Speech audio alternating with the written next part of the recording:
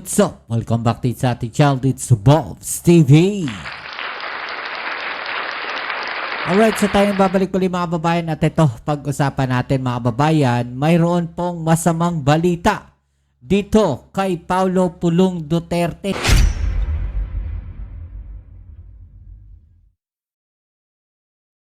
Yan po ang ating alamin ngayon at pag-uusapan. Pero syempre bago ang lahat, please don't forget to subscribe, like, share at comment dyan sa comment section.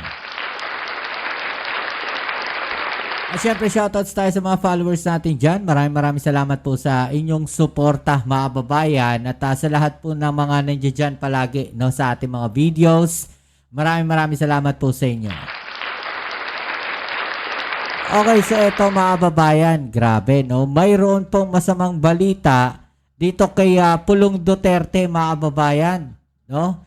At alam naman natin na ngayon mainit na mainit po ang pangalan nitong si Pulong Duterte dahil parang kaakibat na po nila mga babayan ang marami pong ano ba matatawag natin dito, maraming issue mga babayan nitong pamilyang Duterte, no? Dahil talaga namang lahat ata no ng pinag-uusapan ngayon na problema ng ating bayan nadadawit po sila, especially sa mga usapin ng korupsyon mga babayan.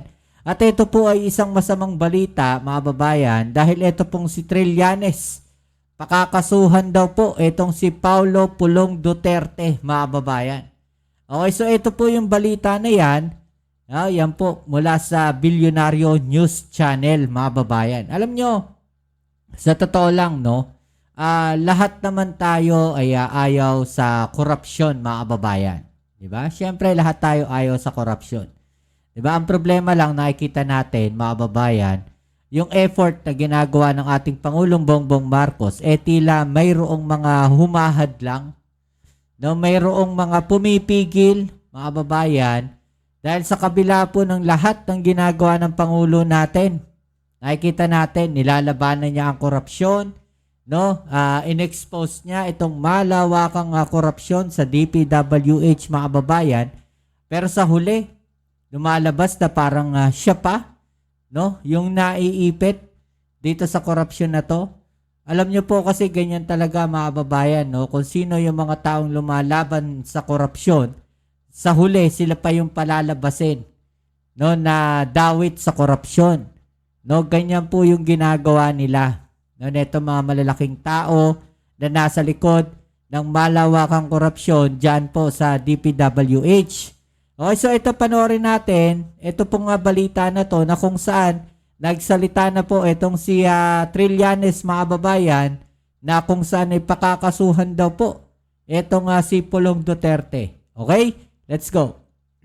Sir, baka pwede niyo po kaming konting i-refresh, ano? Can you expound sa amin itong 51 billion peso insertions umano ni Congressman Paulo Duterte? Sa isang hearing po sa House of Representatives noong September, kinonfirm ni yumaong Yusek Cabral na nagkaroon ng 51 billion pesos worth of insertions si Paulo Duterte from 2020 to 2022. So, maliwanag na yung statement na yan at na-validate na rin yan doon sa GAA o doon sa corresponding years na yon. Yan po yan. Ngayon, itong aking statement kanina, in light of itong mga issues dito sa ICI, ito yung pinakamalaking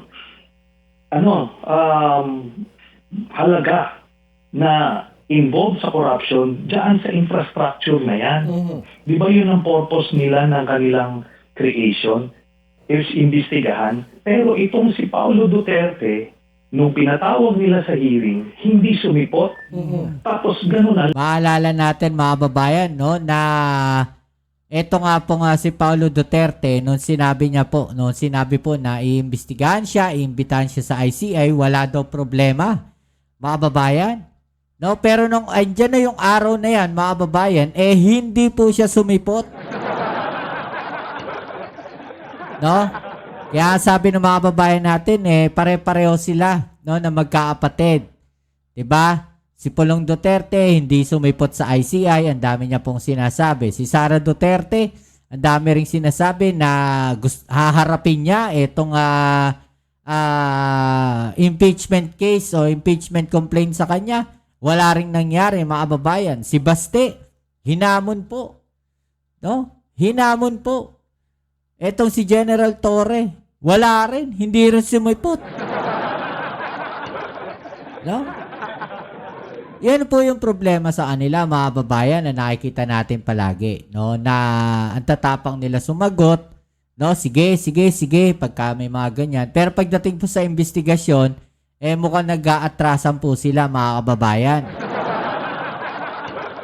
Totoo naman, di ba? Nakikita natin yan na ganyan yung sistema na kanilang ginagawa. Lang. Parang wala na. Parang quits na lang. So anong klaseng investigative body yan? Ngayon, sa kasalukuyan, ako, in my private capacity, nagkakandak ako ng investigation against Paulo Duterte at yung 51 billion na yan. Yes. Kaya ko nga, ginagawa ko nga pero I'm going out of my way. Wala naman ako mandato. But as a private citizen, I have a right. Pero itong nakamandato na ito, hindi nila ginagawa yun. Kumbaga sinasabi niyo po na kung kayo nga kaya nung gawin, bakit yung ICI na may mandato, ba't hindi nila gawin? So, should we expect you, Senator Sonny, to file charges against Paulo Duterte in the coming days kung matatapos niyo po itong sinasagawa ninyong personal na effort para mag-investigate?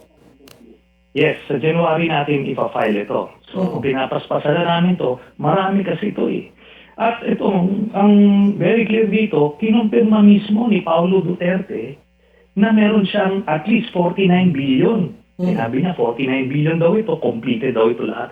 Ngayon, titingnan natin. Alam nyo, itong DPWH, yung mga inspektor ng ICI, ang dami, pati PNP, AFP, wala man lang sumilip doon sa distrito ni Pulong Duterte. Okay, so ito yung sinasabi natin, mga babayan, no, na itong sinasabi dito kay Pulong Duterte, no, sinasabi niya po doon sa report na o sa balita, no, sabi niya completed daw yan, may certification mula sa DPWH. Ang sinasabi natin, mga babayan, no, dapat i-check, no, na complete ba talaga?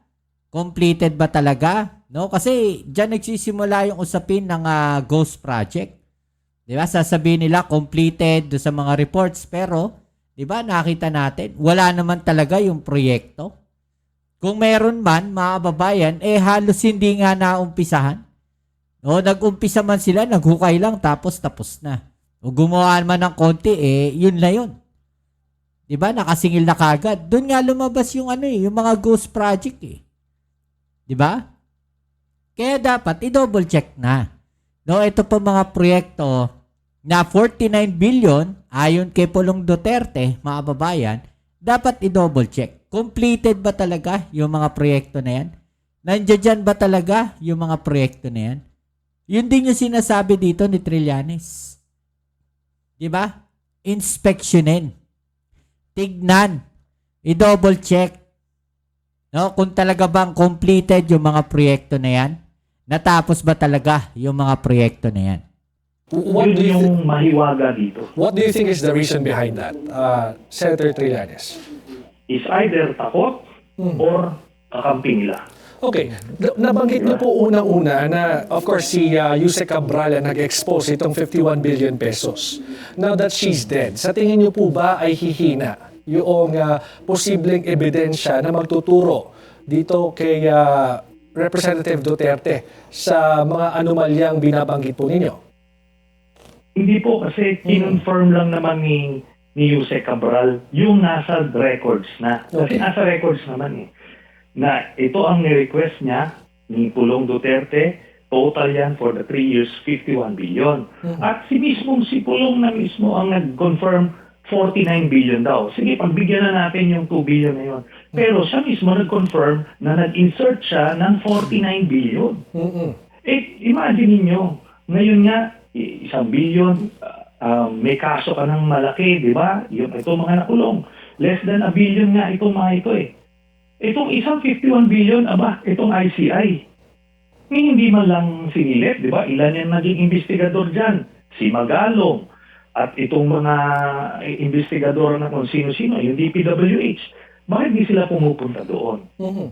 Diba? Opo, ito po bang sinasabing mga rock netting scam, no? During the Duterte admin, sinisilip nyo rin ho ba ito at iniimbestigahan ninyo on your personal capacity? Yes, kaso inuuna ko tong 51 Okay. billion. Okay. At ang ko naman, ito, ang sa pagkakaalam ko ay na-file na yan sila ng kaso. At least yung ombudsman, hinahanap na yan. Tapos na-freeze na rin yung assets ni Eric Yap. And by the way, hindi lang si Eric Yap yan.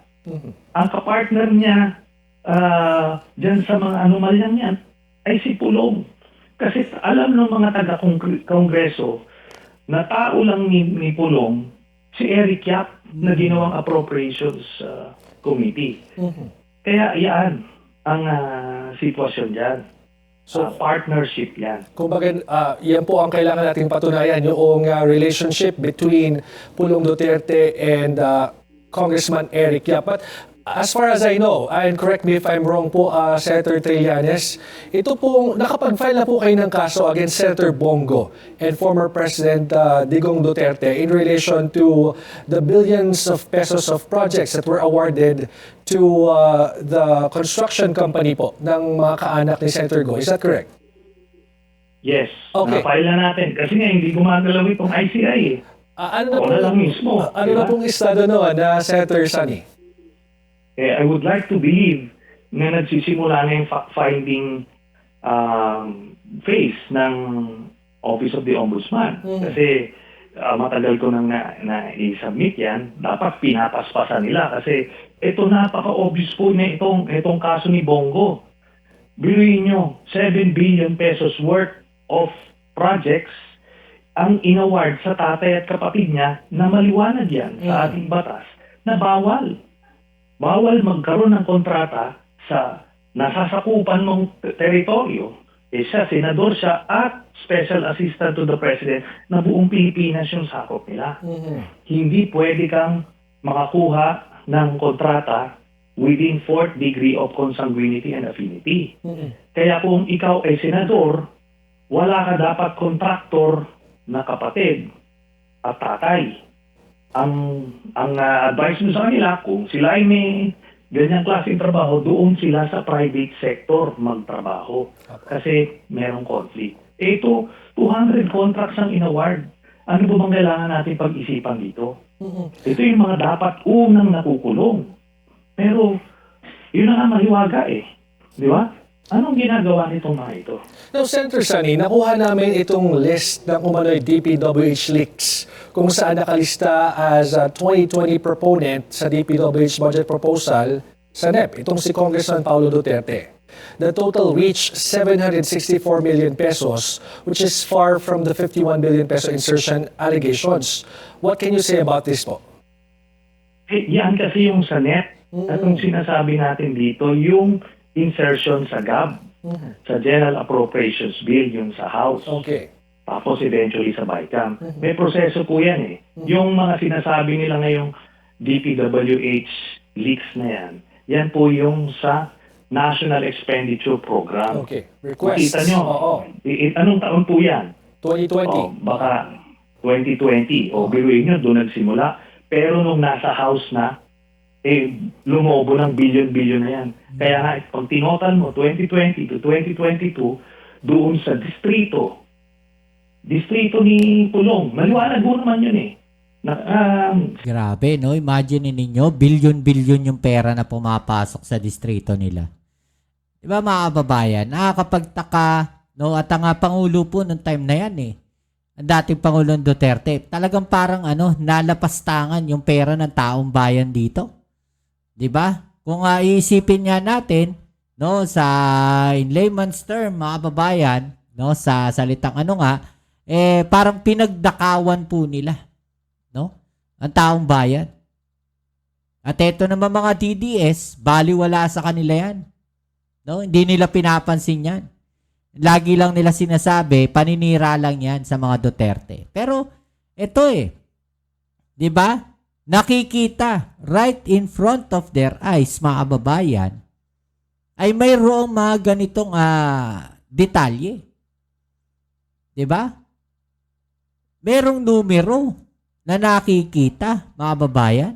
Ang tanging tanong na lang diyan, mga kababayan, no, bakit ganyang kalaki yung budget na pumasok sa kanila during those time na ang Pangulo ay ang dating Pangulong Duterte? Diba? Nakakapagtaka. Diba, mga kababayan? Pero kung sa panahon ngayon at pumasok yung mga budget na ganyan kay Sandro Marcos, abay, katakot-takot po yung sasabihin ng taong bayan dyan. Ng mga DDS. No, kasi bukang bibig nila taong bayan eh. Yung mga DDS bukang bibig nila taong bayan sila. 'Di ba? Makukuha natin yan sa DPWH at sa DBM kung magkano ang na-allocate na pondo ng gobyerno sa distrito ni Pulong from 2020 to 2022. Pag tinotal mo yan, 51 billion po. At kinumpirma na nga ni hindi lang ng dokumento, pati mismo si Yusek Cabral. At si Pulong mismo, umamin siya. 49 billion daw. Well, speaking of Yusek Cabral po, kasi syempre pinag-uusapan itong files na hawak ni Congressman Leandro Leviste. And I'm sure you are monitoring this. Ano ho ba ang masasabi nyo dito at ano ba ang silbi nitong listahan na ito? Yan nga po sinasabi ko. Yung listahan na yan, guide lang yan. Okay. Pero ang dami mo pang kailangan ng mga dokumento para makabuild ka ng kaso. Ang sinasabi ko, what we have now, yung na-file ko kay Bongo, kumpleto na yung dokumento, mga kontrata ng tatay niya na napirmahan ng tatay at kapatid niya, nung mayor si Duterte, siya yung executive assistant, nung presidente si Duterte, na siya yung special assistant to the president. Hanggang nung senador siya. Maliwanag na po yun. Na-build na yung case. Ito, ano lang to, insinuation, chismis pa lang yung ginagawa ng big deal ng nito ni Congressman Leviste sa media. Kagat na kagat naman kayo. Ito buo na eh. Itong kay Pulong, buo na rin. 51 billion. Saan mo sisiksik yung 51 billion peso sa isang distrito? Diba? Yun na lang common sense. Diba? Kaya, yun yung sinasabi natin. Diba? Ganong kalaking budget, mga babayan, sa isang distrito lang. Bilyon, mga kababayan. Ano ba yung pinapatayo niya doon sa kanyang distrito? At umabot po ng bilyon, mga kababayan. Diba? yun nga. Kaya yun ang panawagan ko rito sa ICI. Kung yan, dalawa na yan, na napaka-obvious na mga kaso, hindi nyo maimbestigahan, magsara na lang kayo. Well, up to now po, hindi kayo kumbinsido na nagagawa ng ICI ang kanyang trabaho. Right from the get-go, yun ang inaantay ko. Kasi, di ba, dapat magsisimula ka. Kailan ba ito nagsimula? Dapat yung investigasyon nila kung kailan ito yung ganitong practice nagsimula. Nagsimula nung panahon ni Duterte. O, inamin nila Diskaya, lumago yung kanilang negosyo simula nung late 2016 hanggang 2022. 2017, ito yung daang bilyon yung nakuha nilang mga proyekto. Sino ang nagtalaga sa kanya dyan? Ang nag-elevate sa kanya. Di ba? Itong Yusek Bernardo na to, na-appoint ito na Yusek nung panahon ni Duterte. Sino nag-recommenda sa kanya dyan? Si Bongo. Di ba? Anong lumalabas? Anong ginawa nitong ICI? Nag-imbestiga sila ngayong Marcos administration lang. Bakit? Di ba? Paano mo ngayon makuha kung saan ito nanggaling? O si Yusek Cabral, buong kabuuan ng Duterte administration, diyan talaga lumawak yung influensya niyan. Diyan naging notorious yan. So dapat doon nila sinimulan. Kasi hindi. Kung ano na lang, di ba? Mas inuna pa yung mga kaalyado ng Marcos administration. Yun nakakaduda naman yun. Kagaya po ninyo ay marami po tayo. Alright, so mga kababayan, ano? So ano sa palagay ninyo, mga kababayan? No? Dapat bang kasuhan? Ito nga si Pulong Duterte. Ito na ba ang katapusan ni Pulong Duterte, mga kababayan? No? I-comment sa ibaba ang inyong mga opinion at ating yung pag-usapan. Alright? So yan muli, maraming salamat sa lahat ng mga patuloy na kasuporta dito sa ating channel. Kita-kits po tayo sa ating next video upload. Ito muli ang inyong Kuya Mobs with Sumbox TV. Peace and health.